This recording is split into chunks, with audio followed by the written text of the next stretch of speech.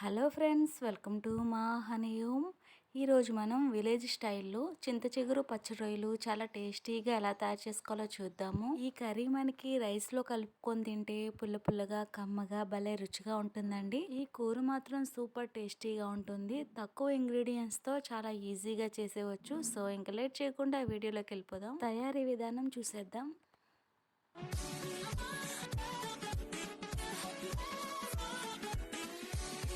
First చింత చిగురిని శుభ్రం చేసుకోవాలి. అంటే ఇందుట్లో ఏమైనా ఎండినవి కానీ ముదురు కడలు ఏమైనా ఉంటే కనుక పక్కకు తీసేసుకోవాలి. లేత కడలు ఉంచుకోండి, అంటే కొంచెం గట్టిగా ఉంటే కనుక ఇలా పక్కకు తీసేసుకోండి. నేను తీసుకున్న చింత చిగురు పావు కిలో ఉంటుందండి. ఇలా ముదిరి కాడలన్నీ పక్కకు తీసేసుకున్న తర్వాత, అంటే ఇలా ఆకు మొత్తం శుభ్రం చేసుకున్న తర్వాత, ఇప్పుడు ఎడల్పాటి గిన్నెలో కాస్త ఎక్కువగా నీళ్ళు వేసుకొని 1-3 సార్లు ఈ విధంగా వీడియోలో చూపిస్తున్నట్టు ఇలా కడిగిన తర్వాత ఇప్పుడు ఒక ప్లేట్లోకి తీసుకొని పక్కన పెట్టుకోవాలి.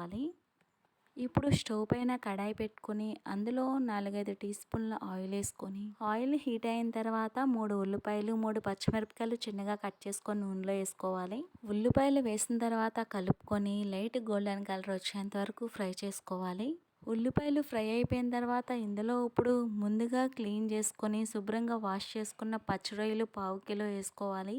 రొయ్యలు వేసుకున్నాక కలుపుకొని మంట మీడియం టు హైలో పెట్టుకొని మూత పెట్టి ఒక 5 నిమిషాలు నూనెలో ఫ్రై అవనివ్వాలి. అంటే రొయ్యల్లో ఉన్న నీళ్ళు మొత్తం ఇంకిపోయే వరకు ఇలా ఫ్రై చేసుకోవాలి. ఇందులో ఇప్పుడు రుచికి సరిపడా ఉప్పు, పావు టీ స్పూన్ పసుపు, 1½ స్పూన్ కారం మీ టేస్ట్ని బట్టి వేసుకోండి.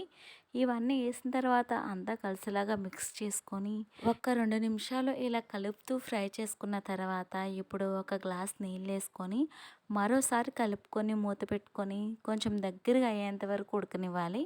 ఈలోపు మనం ముందుగా కడిగి పెట్టుకున్న చింత చిగురు ఇక్కడ వీడియోలో చూపిస్తున్నట్టు ఈ విధంగా చేతి మధ్యలో పెట్టుకొని ఈ విధంగా మెదుపుకోవాలి. మన అరచేతికి సరిపడా కొంచెం కొంచెంగా ఆకు తీసుకొని ఇలా మెదుపుతూ ఉంటే చిన్న చిన్నగా రాలుతూ ఉంటుంది.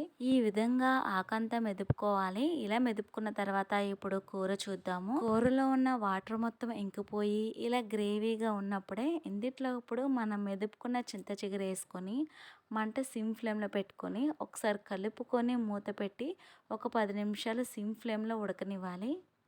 10 నిమిషాల తర్వాత మూత తీసుకొని చూసారు కదా, నూనె మొత్తం ఇలా పైకి తేలింది. మనకి ఇంకా ఈ కర్రీ రెడీ అయిపోయినట్టే. ఇంకా స్టవ్ ఆఫ్ చేసుకొని బౌల్లోకి తీసుకొని అన్నంలో కలుపుకొని తింటే నోటికి పుల్ల పుల్లగా కమ్మగా భలే టేస్టీగా ఉంటుంది. మీకు ఈజీ అనిపిస్తే మీరు తప్పకుండా ట్రై చేయండి. ఈ వీడియో కనుక మీకు నచ్చినట్లయితే లైక్ చేయండి, షేర్ చేయండి, సబ్స్క్రైబ్ చేయండి. Thank you for watching.